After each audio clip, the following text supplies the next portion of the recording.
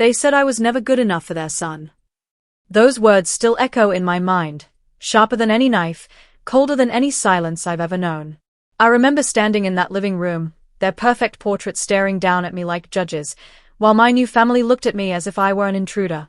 Margaret, my mother-in-law, smiled politely, but her eyes told another story. "Our son deserves better," she whispered, loud enough for everyone to hear. I didn't cry. I didn't argue. I just stood there, holding my dignity like a shield that was already cracking. Ryan, my husband, said nothing, just lowered his eyes, pretending not to hear. That silence hurt more than her words. From that moment, I realized, in their world, respect wasn't given, it was a trophy to be stolen. And I was the outsider they wanted to break. They thought I'd bow my head and accept their insults. But they had no idea. Behind my quiet smile, I was already uncovering the secret that would shatter their perfect image forever. They wanted a bride to obey, but they got one who would expose them instead. When I first married into the Carter family, it felt like stepping into a world made of glass. Everything glittered, but one wrong move could shatter it all. Their home wasn't just a house, it was a monument to perfection. Every corner smelled of polished wood and lavender, every photograph on the wall showed smiling faces, but not one of those smiles ever reached their eyes. At first, I tried to believe I belonged. Ryan, my husband, was kind in his own quiet way, but he was raised to follow, not question. His mother, Margaret, ruled the house like a queen, calm, elegant, and frighteningly composed. His father, Harold, spoke little, but his silence always felt heavy, like he knew too many secrets to ever relax. They welcomed me with polite smiles and empty compliments. At our first family dinner, Margaret complimented my dress, then turned to Ryan and said, "Next time, bring her something from our collection. She should look the part." Everyone laughed softly. I did too, though something in my chest burned. I remember how I used to wake early to help with breakfast, hoping to please her. She would glance at my effort and say, "That's sweet, dear, but the staff handles that." Every attempt I made to belong became another reminder that I was an outsider. Still, I kept trying. I attended every event, smiled through every comparison, ignored the whispers about my simple background. I thought if I was patient enough, kind enough, I could earn their respect. But respect, I learned, was something they guarded like a family heirloom, never shared with outsiders. Ryan didn't see it, or maybe he didn't want to. He'd say, "Mom just wants the best for everyone." But everyone never seemed to include me. His ex-girlfriend, Clara, was still invited to their gatherings. "She's practically family," Margaret would say with that tight smile. I pretended it didn't bother me, but every time Clara brushed past me, calling Margaret Mom, something inside me twisted. At family brunches, Margaret would brag about Clara's achievements, her charity work, her designer job, all while reminding me how lucky I was to have married Ryan. "Some people marry up," she said once, eyes glinting with pride. I wanted to answer, but the words stuck in my throat. Even Aunt Diane, the only one who treated me kindly, noticed the coldness I tried to ignore. One evening, she pulled me aside and whispered, "You're too gentle for this family, dear. Be careful what you trust here. Not everything that shines is gold." I smiled, but my hands trembled. Because she was right. Behind the Carter family's perfect smiles and endless charity events, I started to sense a darkness, a tension no one dared to name. It was in Harold's tired eyes, in the way Margaret changed the subject whenever finances were mentioned. And one night, as I passed by their study, I heard something I wasn't supposed to, Margaret's sharp voice hissing, "If anyone finds out, everything we've built will crumble." That was the first time I realized this family wasn't protecting their reputation from me. They were protecting it from the truth. It began subtly, like a whisper behind a closed door, the kind of tension you can feel before you can name it. After that night when I overheard Margaret's words, I noticed the way everyone acted as if nothing was wrong. But everything was wrong. The first crack appeared over something small, a family photograph. Margaret had hired a photographer for a grand Carter legacy portrait. It was supposed to symbolize unity. Everyone stood together in carefully chosen shades of gold and ivory. When it was my turn to join, Margaret smiled stiffly. "Oh, Emily dear, maybe this one should be just family." Just family. I stepped back, pretending I didn't care, but the word burned like acid. Ryan looked at me, uncertain, then back at her, and stayed silent. Again. From then on, the distance grew. I was invited to events but never included. When decisions were made, about the business, about the foundation, even about Ryan's future, I was always the last to know. I was a guest in my own marriage. At a dinner one evening, Harold raised a toast to Ryan's dedication to the family legacy. The whole table applauded, glasses clinking like music. I smiled, but my throat tightened. I had spent weeks organizing the Carter Foundation's event, staying up late to handle the reports. Yet not a word of thanks came my way. Margaret turned to me with a smirk. "You've been very supportive, Emily. It's nice that you find ways to help behind the scenes." The words dripped with meaning. Behind the scenes, where they thought I belonged. Even Clara, Ryan's ex, had started visiting more often. "Margaret asked me to help with the foundation's rebranding," she'd say, flipping her perfect hair. "She just trusts me with these things." I caught the look Margaret gave her. Proud, approving. The kind of look every daughter-in-law longs for. But it wasn't mine. One afternoon, I overheard Clara and Margaret in the garden. Clara's voice was light, teasing. "You really think Emily can handle all this? She's not exactly Carter material." Margaret chuckled softly. "Oh, darling, she's temporary. Ryan will come to his senses eventually." I froze behind the wall, every word slicing through me. That night, I confronted Ryan. "Your mother doesn't respect me, Ryan. She treats me like a mistake you need to fix." He sighed, rubbing his temples. "Emily, please don't start this again. She's just old-fashioned. Don't take it personally." "Don't take it personally," I repeated, trembling. "She's trying to erase me." He turned away. "You're overreacting." And just like that, my pain became invisible again. But something shifted in me that night. The quiet woman who used to swallow her pride finally broke. A week later, at a charity event, the whispers became louder. I saw the way guests looked at me, curious, judging. Then Clara handed me a magazine with a forced smile. On the cover was my picture, an old college photo, with a headline, "Bride from Nowhere. Who is Emily Carter really?" My heart stopped. It was a cruel piece, suggesting I'd married for status, that I had hidden motives. I looked around, feeling the floor tilt beneath me. Margaret stood nearby, pretending to comfort me. "Oh dear, people can be so cruel," she said softly. "But perhaps you should have been more careful with your past." That's when I understood. This wasn't gossip. It was orchestrated. Every insult, every humiliation, every whisper, it was all part of her plan to break me. I stared at Margaret, my voice barely above a whisper. "You planned this, didn't you?" She smiled faintly. "You can't destroy what you'll never belong to." Something inside me snapped. The fear, the shame, the need for approval, all of it turned to fire. And as the cameras flashed around us, I made myself a promise. If she wanted a war for dignity, she would get one. But she'd never be ready for what I was about to uncover. After that magazine incident, the whispers didn't stop, they grew louder. Everywhere I went, I felt eyes on me. At every event, there was always someone ready with a question that sounded polite but stabbed like a knife. "So, Emily, how did you meet Ryan? Or you must be so proud to have married into such a powerful family." Margaret would always smile sweetly and add, "Yes, she was quite lucky. Ryan's always been generous with his heart." And people would laugh, softly, politely, like they didn't want to take sides. But I saw their glances. I felt their judgment.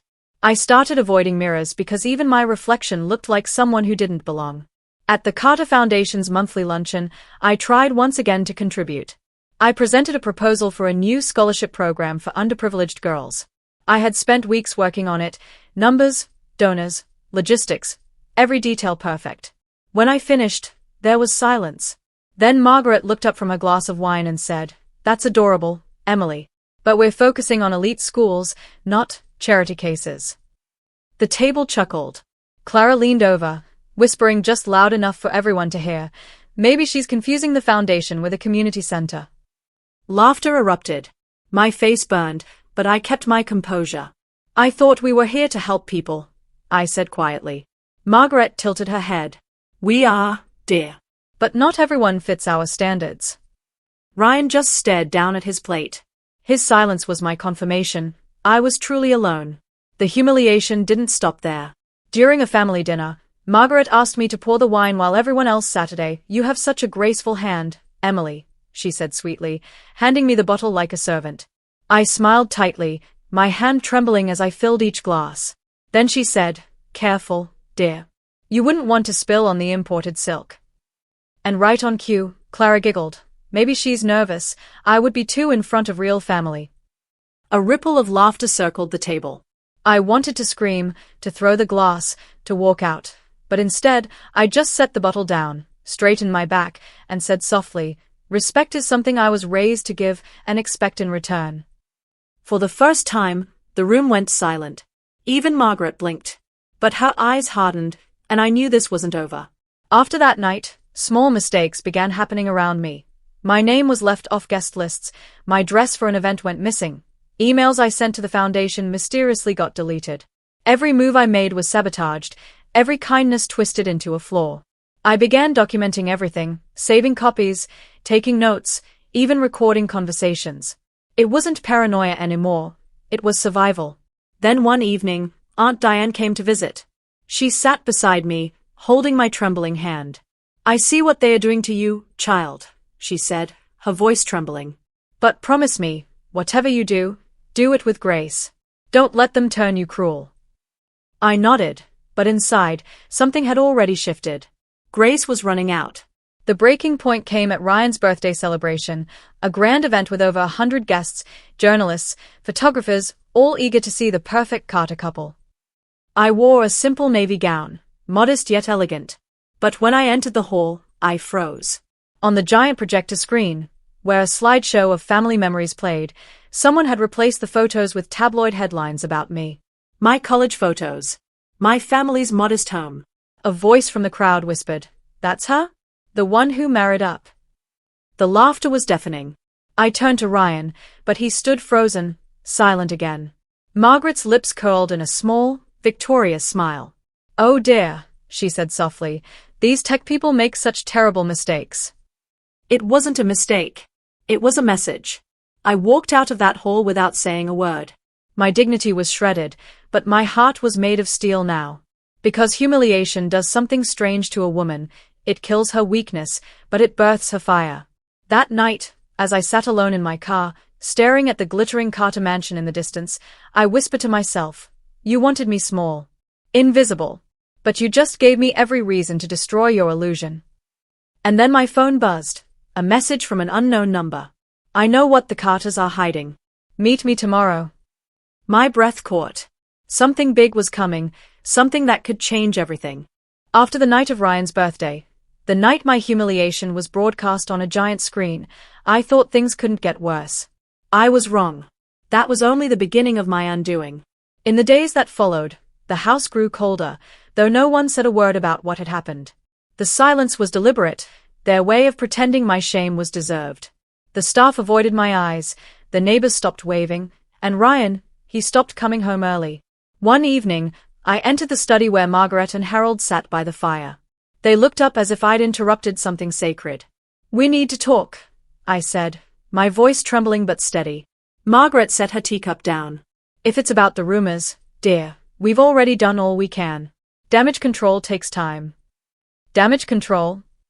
I asked, my voice cracking. "You created this. You humiliated me in front of hundreds of people." Harold sighed. "Emily, you've become too emotional about these things. Perhaps a little distance would help." "Distance?" I whispered. Margaret's eyes gleamed. "Ryan's been offered a position in London. He'll be moving next month. Alone." The words hit me like ice water. "Without me." She smiled faintly. "It's for his focus. His reputation's fragile right now, and frankly, your presence would only complicate things." I couldn't breathe. "You can't decide that for us." "Of course not," she said sweetly. "But we can decide who represents the Carter name. And right now, that isn't you." Ryan entered just then, his expression unreadable. "It's temporary," he said softly. "Just until things calm down." I looked at him, my husband, my supposed partner, and realized he was already gone. That night, I packed a small bag and went to stay with my sister Lily. She held me while I cried until dawn, whispering, "They don't deserve your tears, Emily." But it wasn't about tears anymore. It was about dignity. About everything they had taken from me. Weeks passed. Ryan called less. Then one morning, a formal letter arrived, embossed with the Carter seal.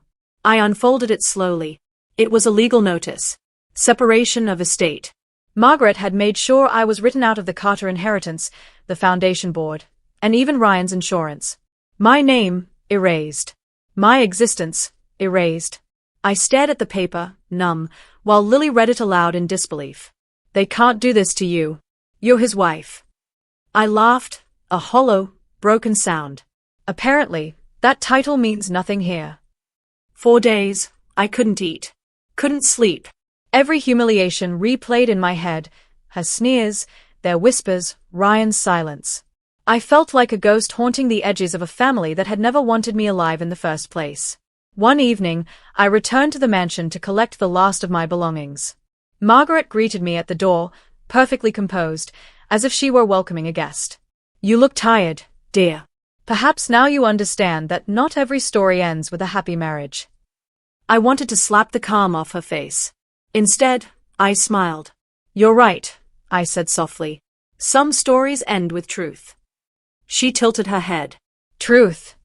Yes, I said, meeting her eyes. The kind that ruins reputations. Her expression flickered for the first time. Just for a second, fear. That was when I knew I wasn't helpless anymore. I might have been erased from their legacy, but I still carried something far more dangerous than their money, the truth they'd buried for years. Later that night, alone in my sister's apartment, I opened the message that had appeared days before. I know what the Carters are hiding. Meet me tomorrow.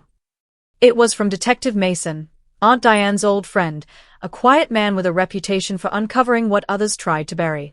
I met him in a dim cafe downtown. I've been investigating the Carter Foundation for months, he said, sliding a folder across the table. Money laundering, forged donations, false reports. Your mother-in-law is at the center of it all. My hands shook as I flipped through the documents, proof, cold and undeniable. Every lie she'd told, every penny she'd stolen, it was all there. Why are you showing me this? I asked. He leaned back. Because you're the only one who can make it matter. That night, I stood by the window, watching the city lights blur through my tears. The pain was still there, raw, pulsing, but beneath it, something else began to grow. A quiet, burning certainty.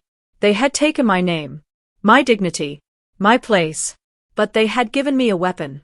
And I was done being silent. I whispered to myself, almost like a vow. They wanted me invisible. But now, they'll see me, in every headline, in every whisper, in every truth they tried to bury. That was the moment everything changed. The night my heartbreak turned into justice. After the letter, after the silence and the empty rooms, I stopped asking for pity. Grief had run its course. What was left was a hollow focus, the kind that sharpens a woman into something dangerous and precise. I learned to breathe through the anger, to measure each step with the patience of someone who had nothing left to lose but everything to gain: truth, reputation, respect. I started small and quiet. I copied every document Detective Mason had given me and made 3 backups: a hard drive in Lily's apartment, an encrypted cloud account using a name Margaret would never suspect, and a printed set tucked inside Aunt Diane's old Bible. I taught myself to read bank statements like a map. Numbers no longer blurred. They told a story. The Carter Foundation's donations led to shell accounts. Receipts were forged. Names were misplaced on purpose. Every lie Margaret had spun was threaded through paper and pixels. Aunt Diane became my confidant and my mirror. You must be smarter than they think you are, she told me, her voice low. Hit them where their pride is weakest. I nodded. Pride was their kingdom. If it fell, everything would tumble. I recruited allies carefully. Lily handled logistics. She was fearless and quick with a phone. Detective Mason offered legitimacy. He could trace transfers, corroborate timelines, and, most importantly, introduce the right people to the right questions. I also found a quiet journalist, Nora, who had a weakness for injustice and a reputation for not letting big names bury small truths.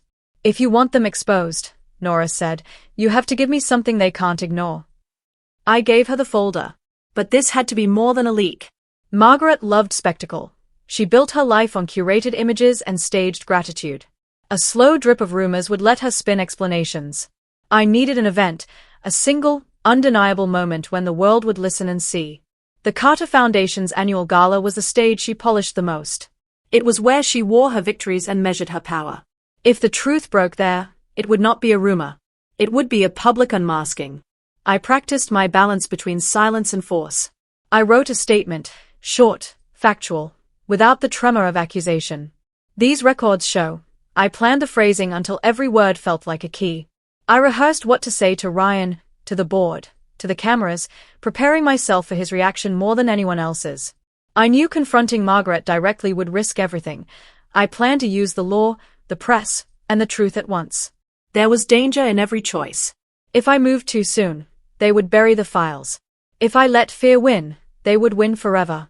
If I went public without airtight proof, my own reputation could be destroyed, and I could lose Ryan in a way I could never repair.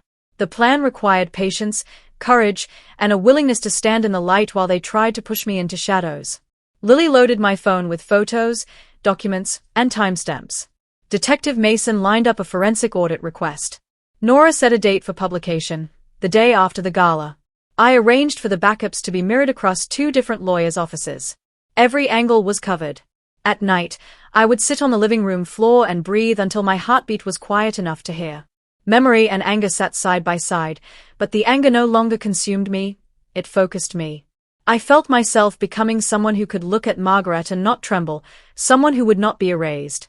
I picked up my phone and typed a single message to Nora, tonight, at the gala. If they try to stop this, press publish immediately. Then I turned off the screen and listened to the house, to the soft, confident hum of a plan closing in on its moment. All that remained was one choice. Would I press send and watch their world crumble, or would I hold my silence and keep my heart intact? The night of the Carter Foundation gala shimmered with the illusion of perfection, the kind that fools everyone except the one who's already seen the cracks. The ballroom glowed with gold chandeliers and the hum of money and pride.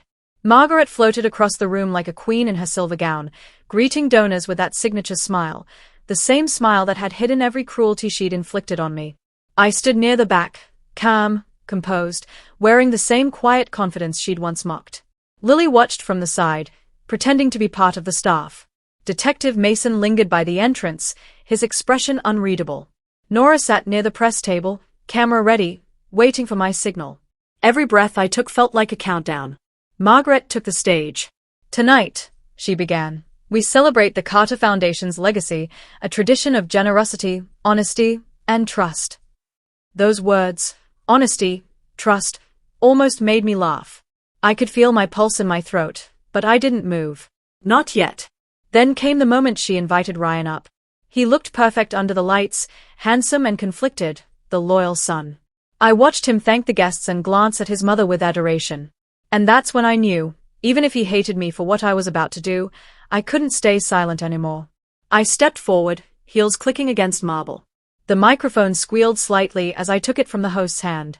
A ripple of surprise spread through the crowd. Good evening, I said, my voice steady. I'm Emily Carter, or as many of you might have read, The Bride from Nowhere. A few people shifted uncomfortably, recognizing the headline. Margaret's smile froze midair. I want to thank you all for supporting this foundation, I continued. Because your generosity deserves honesty. And tonight, I'd like to return that gift, with the truth. Behind me, the projector flickered, my cue. On the giant screen, files began to appear, bank statements, donation records, signed transfers, every forged document Detective Mason had verified. The room gasped as the numbers scrolled across the screen. These are the Carter Foundation's donation records, I said, each word cutting through the silence. Millions of dollars meant for orphanages, scholarships, and hospitals, redirected into private accounts under Margaret Carter's management. A low murmur rippled through the crowd. Cameras flashed. Margaret stumbled a step forward, her voice trembling. This is absurd. She's lying. I turned to her. Am I? I clicked the remote again, revealing an email chain, her name, her digital signature. Maybe you'd like to explain these yourself. Harold's face drained of color. Ryan looked between us, horror dawning in his eyes. Mom, tell me this isn't real. Margaret reached for him, her mask cracking. Ryan, listen to me. This is all twisted. But the room wasn't listening to her anymore. The guests whispered, phones recording, eyes wide with disbelief. I looked straight into the camera lenses pointed at us. 4 months, I was humiliated, called unworthy, treated as a stain on this family's image. But tonight, I stand here to remind everyone, no one deserves respect built on lies. Margaret screamed, "You'll regret this." I stepped closer, lowering my voice. "I already regretted trusting you. That was enough." Security began to move, guests backing away, reporters rushing forward. Harold slumped in his chair, defeated. Ryan just stood there, tears welling in his eyes, and whispered, "You knew all along." "Yes," I said softly. "And I waited until tonight because this was the only stage she'd never surrender." Then I turned back to the microphone one last time. Reputation isn't truth. Money isn't legacy. Dignity can't be bought, only destroyed. The audience broke into a storm of gasps and flashes. Margaret was shouting now, trying to seize the mic, but her voice was drowned by the chaos. In that moment, the world she built on lies began to collapse. I stepped off the stage, every heartbeat echoing like thunder in my ears. Lily met me by the exit, clutching my arm. "You did it," she whispered. But I didn't smile. I just looked back at the stage, at Margaret's frozen face, her empire crumbling under the weight of the truth, and whispered, "No, the truth did." As I walked out into the cold night, the doors closing behind me, the sound of her reputation breaking followed like distant applause. And for the first time in months, I finally felt free. The days that followed the gala felt eerily quiet, the kind of silence that comes after a storm has uprooted everything in its path. The headlines did the rest of the talking. Carter Foundation under investigation for fraud. Family legacy built on lies. Charity empire crumbles after bride's revelation. Margaret's face was everywhere, her name no longer spoken with admiration but with scandal. The woman who once sneered at me for my simple background was now hiding from the cameras she used to worship. Harold resigned from every board within 48 hours. Ryan's image, once polished and perfect, was caught in the middle, torn between blood and truth. I didn't speak to him immediately. I needed space to breathe, to remember who I was before their mansion, their rules, and their judgment turned me into a stranger to myself. When he finally came to see me, he looked smaller, the proud confidence replaced by quiet regret. "You could have ruined me too," he said softly. I met his eyes. "I didn't want to ruin anyone, Ryan. I just wanted the truth to breathe." He nodded, his voice breaking. "I'm sorry I didn't see what they were doing to you. I thought keeping peace meant staying silent." "Silence," I said gently, "is the easiest way to lose everything you stand for." We both knew there was no going back. Love couldn't live in a house built on deceit. We parted peacefully, not as enemies, but as people who had learned too late that loyalty without integrity means nothing. A few months later, I started a new job, ironically, helping manage grants for small community charities. The kind of organizations the Carters had pretended to support. For the first time in years, I woke up without fear of judgment. My world was smaller now, simpler, but honest. Sometimes, Aunt Diane would call with updates. "They are still trying to rebuild their name," she said once. "But it's different now. People remember." I didn't need revenge anymore. The truth had already done its work. One afternoon, as I was leaving the office, I saw Margaret's photo again, grainy, unflattering, her eyes hollow behind designer sunglasses. For a moment, I almost felt pity. Almost. Because I realized something she never had. Money can buy comfort, but not respect. Power can silence people, but not conscience. That night, I stood by the window, the same way I had months before when everything fell apart. Only this time, the silence wasn't heavy, it was peaceful. I wasn't haunted by their voices anymore. I thought about all the women who've been told they don't belong, who've been made to shrink so others could shine brighter. I thought about how many stay silent, believing that patience equals dignity. But sometimes dignity means speaking, even when your voice shakes. As I turned off the light, I whispered to myself, not a promise this time, but a truth I had earned. They destroyed their own name trying to bury mine. The line echoed softly in the room, not bitter, not proud, just final. Because in the end, dignity isn't something anyone can give or take away. It's what remains when everything else is gone. The unshakable peace that comes when you choose truth over approval and respect over comfort. And as I walked into my new life, leaving behind the ruins of their empire, I understood something deeper than revenge. Justice doesn't always roar. Sometimes, it speaks quietly, in the calm breath of a woman who refused to be silenced and finally learned that her worth was never theirs to define.